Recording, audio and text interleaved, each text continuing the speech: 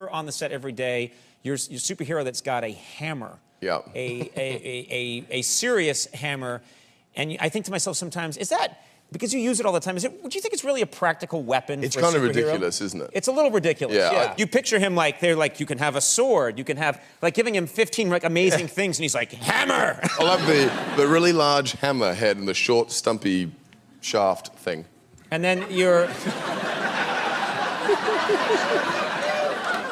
Put that away. You're never coming back. You're banned. You're banned from the show now.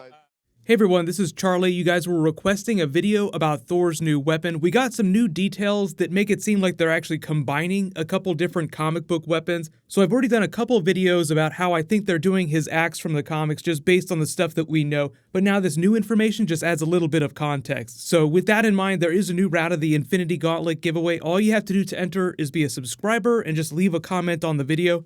This really isn't something I consider spoilery because it's all based on stuff that we've seen in the trailers so far. So if you've seen all the Infinity War trailers and you've seen Thor Ragnarok, you have a pretty good idea where they're taking this. So everybody saw what happened to Mjolnir during Thor Ragnarok.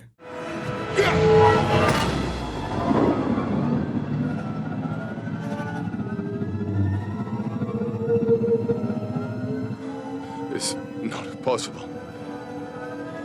Darling, you have no idea what's possible.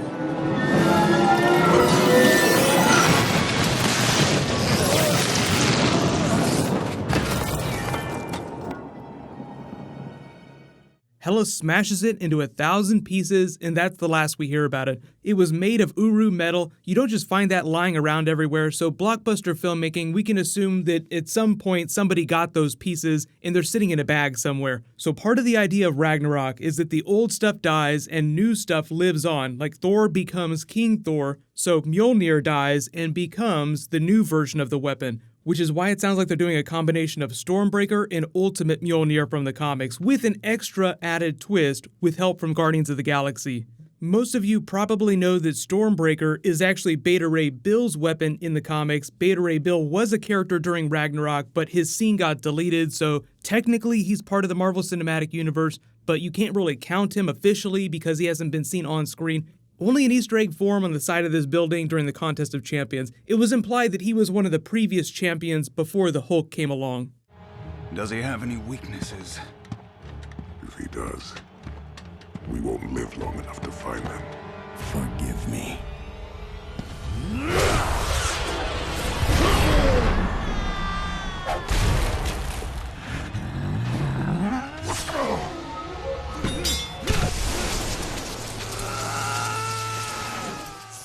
But what happened in the comics is Beta Ray Bill got into a fight with Thor and won the right to wield Mjolnir, but he himself felt like it belonged to Thor, so he gave it back to him. In recognition for his prowess in battle, defeating Thor is no small feat, and becoming worthy of Mjolnir, Odin granted him a new hammer that he went to the dwarves to forge. He called it Stormbreaker. It was made of the exact same Uru metal that Mjolnir was made of. And the small change is that it was gold instead of silver like Mjolnir, and it had a bit of an axe on the back of it. But obviously it's not a true axe. It just has like this pointed, stubby end here.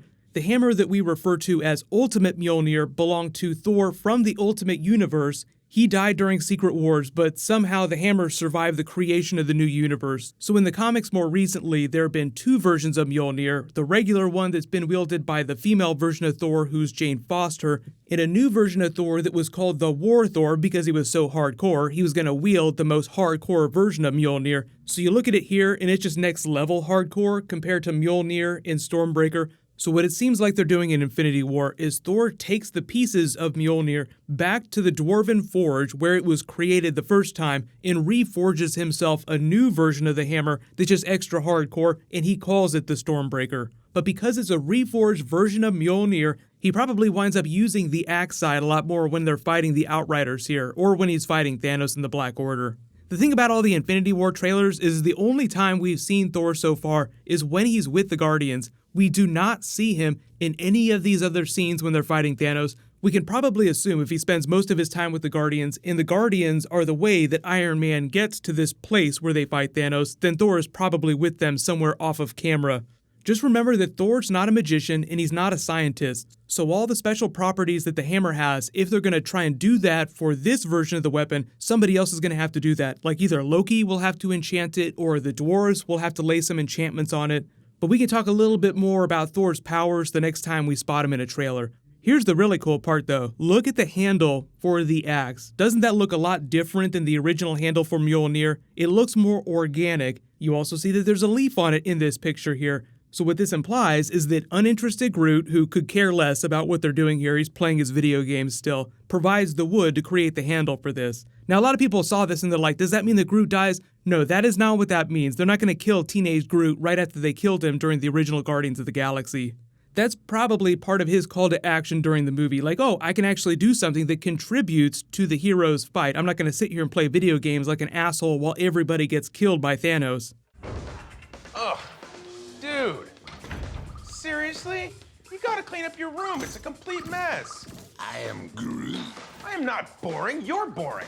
You know what's boring? Sitting there playing that mind-numbing game.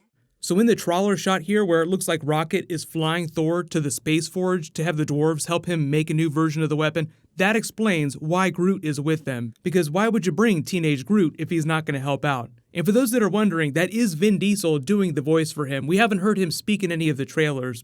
He's about as tall as Peter Parker, who looks really tiny standing next to Robert Downey Jr. in Doctor Strange. Tom Holland isn't really tiny, it's just that Robert Downey Jr. is wearing his Iron Man armor, which adds a lot to his size. Benedict Cumberbatch is a lot taller than both of them just naturally.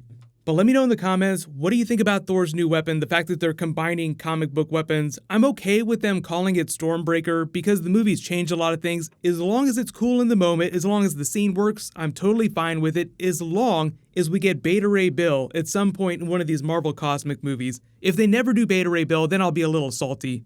What'll happen next is because Black Panther is dropping pretty much everywhere tomorrow, I'll start doing post-credit scene videos, my spoilery review, more Infinity War as it applies to the end of Black Panther, and all the stuff that we would normally have to wait about till people had seen the movie. So those videos should start rolling out in the next day or two. Just leave all your requests in the comments below, and I'll name the giveaway winner when I post my next Marvel video. But click here to learn about Spider-Man's next big costume upgrade, and click here for brand new Flash. Thank you so much for watching. Everybody stay awesome. I'll see you guys tonight.